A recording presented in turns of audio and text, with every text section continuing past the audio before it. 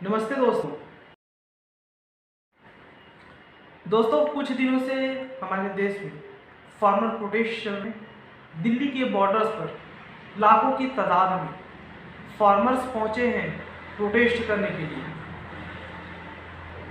तो उनकी आवाज़ उठाने के लिए कुछ इंडियन सेलिब्रिटीज़ भी आए हैं, कुछ फॉरेन सेलिब्रिटीज़ भी आए हैं। फार्मर प्रोटेस्ट को सपोर्ट करते हुए कुछ फॉरेन सेलिब्रिटीज़ ने ट्वीट की उनके सपोर्ट में, जैसे रिहाना, ग्रेटा थंबर्ग, मिया खलीफा और अमांडा शर्नी जैसे इंटरनेशनल सेलिब्रिटीज़ जो हैं वो फार्मर प्रोटेस्ट के समर्थन में, उनके सपोर्ट में ट्वीट किए हैं। जिसके बाद इंडिया में एक बवाल सा माहौल हो चुका है। अलग अलग तरीके से उनको ट्रोल करने की कोशिश किया जा रहा है। Anti national, anti pro Khalistani समर्थक, ये सभी चीज़ें को बताए जा रहे हैं गोदी मीडिया और भक्तगण के द्वारा। यहाँ तक कि दोस्तों मिया खलीफा, Amanda Charni, Rihanna, Greta थंबर्ग photo तक जलाया गया चौक में लोगों के द्वारा, भक्तगणों के द्वारा। ऐसे ये होता रहता है हमारे देश में आजकल कि कोई भी इंडियन गवर्नमेंट के बारे में बोल दे, मोदी सरकार के बारे में कुछ बोल दे तो वो एंटी नेशनल हो जाता है, वो इंसान देशद्रोही हो जाता है। इस तरह से कुछ उनके अगेंस्ट अपना ट्विटर हैंडल से या फिर सोशल मीडिया में एक प्रोपेगेंडा फैलाया जाता है। अगर कोई भी इंसान, चाहे वो इंडिया के अंदर हो या इंडिया के बाहर, अगर सरकार से कुछ सवाल कर देता है तो वो हो जाता है एंटी नेशनल, भक्तगण और गोदी मीडिया के लिए। इसी तरह से सबसे पहले ट्वीट रिहाना की तरफ से आया, फिर अमांडा शर्नी, मिया खलीफा भी आ गई ट्वीट करने के लिए। और इसी प्रकार एक और व्यक्ति ने ट्वीट किया, ग्रेटा थंबर्ग, जो कि ग्लोबल क्लाइमेट एक्टिविस्ट हैं। उनके द्वारा ट्वीट आया और ट्वीट के साथ दोस्तों उन्होंने एक टूल किट भी शेयर की, जिसके बाद इंडिया का माहौल ही कुछ चेंज हो गया, कंप्लीटली चेंज हो गया। सब उस टूल किट के पीछे पड़ गए कि उस टूल किट में है क्या। उस टूल किट में जो है वो खालिस्तानी समर्थक उन्होंने बनाया है, वो खालिस्तान को समर्थन करता है, वो इंडिया को तोड़ने वाला टूल किट है, उसको जो सपोर्ट करता है वो एंटी नेशनल है। इस तरह से बहुत सारा माहौल बनाया गया, इस तरह से माहौल क्रिएट किया गया मोदी मीडिया के द्वारा और उनके प्रचार तंत्र के द्वारा और भक्तगणों के द्वारा। ऐसे बहुत सारी चीज़ें हुई। उसके बाद में उस टूल किट के पीछे इंडियन गवर्नमेंट ने पुलिस तक लगा दिया, इंटेलिजेंस को लगा दिया।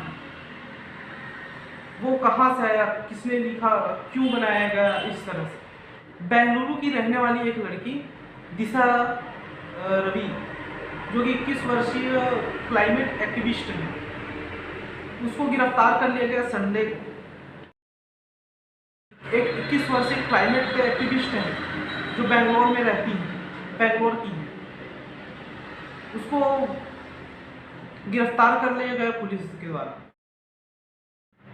उसके ऊपर आरोप लगाया जा रहा है, जो ग्रेटा थंबर्ग ने एक टूल किट शेयर किया सोशल मीडिया में, तो आरोप दिशा रवि के ऊपर ये लगाया जा रहा है, जो कि आरोप दिशा रवि पर ये लगाया जा रहा है कि ग्रेटा थंबर्ग ने जो टूल किट सोशल मीडिया में शेयर किया है उसको बनाने में दिशा रवि का हाथ है। तो ये आरोप लगाकर दिशा रवि को गिरफ्तार किया गया और कोर्ट के द्वारा, पटियाला हाउस कोर्ट के द्वारा दिशा रवि को 5 दिन का पुलिस रिमांड में भेज दिया गया। आखिर टूल किट है क्या, इसके बारे में बहुत सारी व्हाट्सएप यूनिवर्सिटी में बातें आती होंगी कि ये खालिस्तानी समर्थक हैं, ये एंटी नेशनल है, ये देश को तोड़ने वाली चीज़ें हैं। इस तरह से बहुत सारी बातें व्हाट्सएप यूनिवर्सिटी में आई होंगी और आपने पढ़ी भी होंगी, और क्या पता आपने सही भी मान लिया हो। लेकिन टूल किट एक्चुअल में ऐसा नहीं है।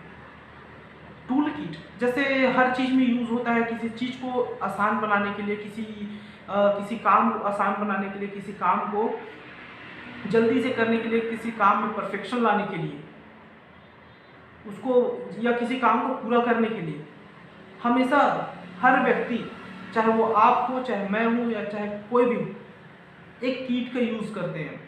उसको टूल किट बोलते हैं। यहाँ तक कि हम दरवाज़ा भी बनाते हैं तो उसमें भी जो किट यूज़ करते हैं, कील यूज़ करते हैं, हथौड़ा यूज़ करते हैं, आरी यूज़ करते हैं, वो भी किट है, तो उसको टूल किट कहा जा सकता है। लेकिन यहाँ टूल किट अलग है।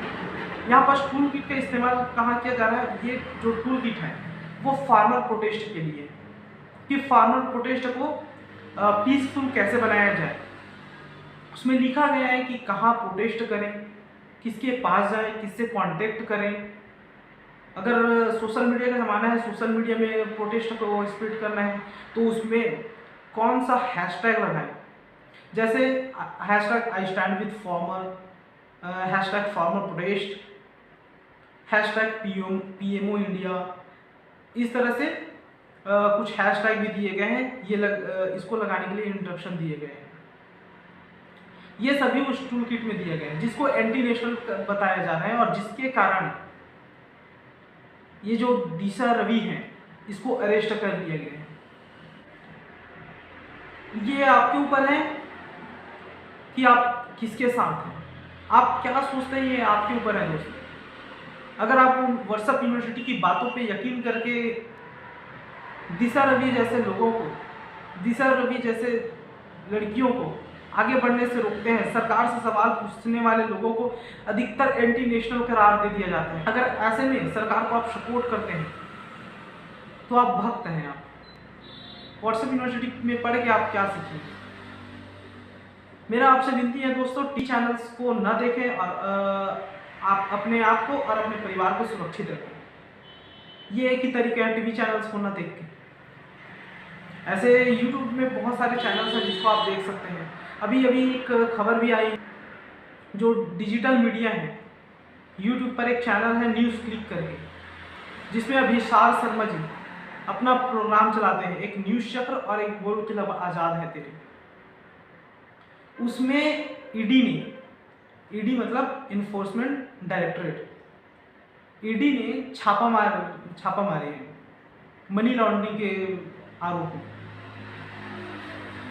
100 घंटे से ज़्यादा चलने वाले इस रेड में दोस्तों अभी तक ऐसा कुछ मिलने का खुलासा नहीं किया, लेकिन वहाँ जो कंप्यूटर्स हैं, लैपटॉप्स हैं, उसको सीज कर दिए गए हैं। तो ये भी एक अजीबोगरीब चीज़ें हैं कि मेन स्ट्रीम मीडिया में पैसा लिया जा रहा है, टीआरपी स्कैम किए जा रहे हैं, वो सभी सेफ हैं। क्यों पता है? क्योंकि वो गवर्नमेंट की भक्ति करते हैं, वो गोदी मीडिया है। लेकिन जहाँ एक डिजिटल मीडिया एक सच्चाई बताने की कोशिश करता है, आप तक लाने की कोशिश करता है किसी चीज़ की सच्चाई को, तो उसको उस गवर्नमेंट के द्वारा, गवर्नमेंट के एजेंसियों के द्वारा उसको दबा दिया जाता है। ऐसे थ्रेड देकर, रेड मरवा के पूरा का काम उसको दबा दिया जाता है। उभरते हुए कुछ चैनल्स हैं जो सच्चाई दिखाते हैं, जो न्यूज़ चैनल्स हैं डिजिटल मीडिया में, मेन स्ट्रीम मीडिया भी नहीं है, उसको भी दबा दिया जाता है। देख सकते हैं आप ये जो लोग हैं, ये जो गवर्नमेंट है, वो सच्चाई से कितनी डरती है। दोस्तों मेरे आपसे फिर एक निवेदन है, एक बार फिर निवेदन है कि आप डिजिटल मीडिया में आइए, चैनल्स को देखना बंद करिए और अपने आप को और अपने फैमिली को सुरक्षित रखें। धन्यवाद।